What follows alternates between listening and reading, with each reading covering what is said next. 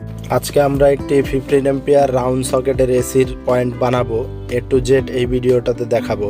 তো আমি প্রথমে কেবল নিয়ে নিয়েছি, cable clip, PVC board, PVC MK board, 15 ampere round socket এবং এইচপি একটি সার্কিট ব্রেকার নিয়েছি 20 এম্পিয়ারের।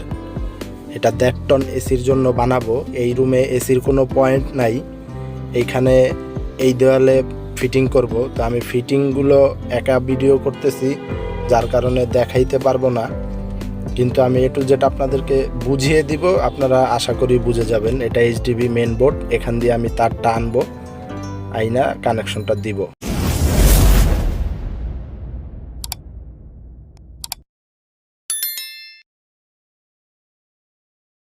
তো চলে আসলাম মূল ভিডিওটায়। আমরা প্রথমে এই এমকে যে পিভিসি বোর্ডটা দেখতেছেন, এটা আমি এই দেওয়ালে ড্রিল মেশিনের সাহায্যে ফিটিং করে নেব এবং তার ফিটিং করে নেব।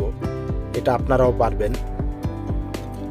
তো আমার ওইটা ফিটিং করা শেষ এবং তার এই পিভিসি বোর্ডে ঢুকানোও শেষ। এখন আমি রাউন্ড সকেটটা হাতে নিয়েছি, দেখতেই পাচ্ছেন। এই ইউলো কালার তারটা হলো আর্থিং এবং রেড কালার তারটা হলো মেন লাইন। তো আমি আপনাদেরকে কানেকশনটা বুঝাই, আপনারা সহজেই বুঝতে পারবেন আশা করি। এলএ লাইন মানে positive, LA positive.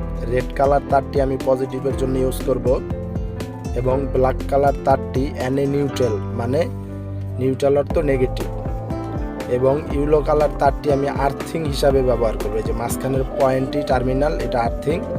Red colour তারটি line এবং নিউট্রাল তারটি ব্ল্যাক কালার মানে নেগেটিভ তারটি ব্ল্যাক কালার। তো দেখেন আমি কানেকশনটা করেছি, আপনারা একটু দেখেন কানেকশনটা করেছি। এলএ লাইন, তারপরে ইউলো কালার তারটি হলুদ কালার তারটি আর্থিং এবং নেগেটিভটা ব্ল্যাক কালার এনএ নেগেটিভ। দেখতেই পাচ্ছেন আপনারা, এইভাবেই কানেকশন করবেন, একদম সেম এইভাবে কানেকশন করবেন, তাহলেই হবে। এবার আমি এইচডিবি পর্যন্ত তারটাকে কেবল ক্লিপ মেরে টেনে নিয়ে আসছি। আমি এটা আপনাদেরকে দেখাইতে পারি না, এই জন্যই যে আমি একা ভিডিও করতেছি এবং কাজ করতেছি, যার কারণে আপনাদেরকে দেখানোর সুবিধা হয়নি। এটা আপনারা পারবেন কেবল ক্লিপ মেরে আনতে। তো আমি এখন এইচডিবিটা খুলে এই তারটা ঢুকাবো। দেখুন আমি এইচডিবি খুলে তারটা ঢুকিয়েছি এবং এইচপি যে নতুন সার্কিট ব্রেকারটা, এই সার্কিট ব্রেকারটা এইচডিবিতে লাগিয়েছি। এই কানেকশনটা কিভাবে করেছে আপনারা দেখেন, আমি আপনাদেরকে দেখাই। তো যারা এখন আমার চ্যানেলটি সাবস্ক্রাইব করেননি, প্লিজ সাবস্ক্রাইব করবেন এবং পাশে থাকা বেল আইকনটি বাজিয়ে দিবেন। দেখুন আমি আপনাদেরকে কানেকশনটা বুঝাই, একদম সিম্পল। এই দেখুন লাইন আসছে সার্কিট ব্রেকারে। এবার আপনাদেরকে আমি দেখাই যে কিভাবে এই লাইনটা আসলো।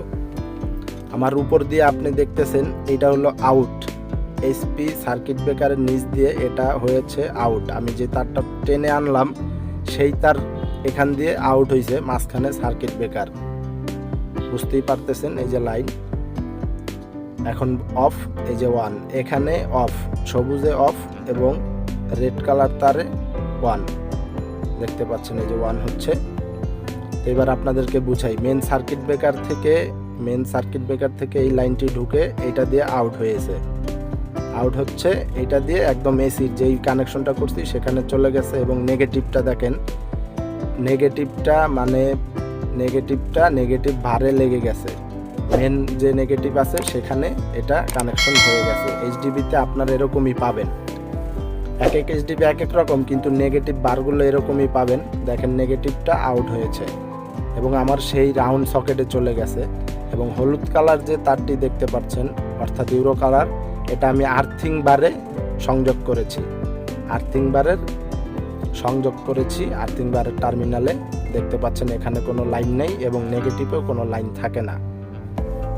তো দেখুন এই যে কানেকশনটি সম্পূর্ণ কমপ্লিট। এখন আমার ওই রাউন্ড সকেটের কাছে পয়েন্ট মানে কারেন্ট চলে গেছে। আমি আপনাদেরকে কারেন্ট দেখাবো এখন। সেখানে গিয়ে আমি এইভাবে তারটি টেনে আনছি, এই যে দেখেন আমার এখানে কারেন্ট চলে আসছে। আমি বোর্ডগুলো যে ফিটিং করছি আমি একা হাতে ভিডিও করছি, যার কারণে দেখাইতে পারিনি। যারা আমার চ্যানেলটি এখনও সাবস্ক্রাইব করেননি, প্লিজ সাবস্ক্রাইব করবেন এবং পাশে থাকা বেল আইকনটি বাজিয়ে দিবেন। আশা করি ভিডিওটা আপনাদের জন্য অনেক উপকারে আসবে। দেখুন কমপ্লিট, একদম ফুল কমপ্লিট। আজকে এই পর্যন্তই, দেখা হবে আবার।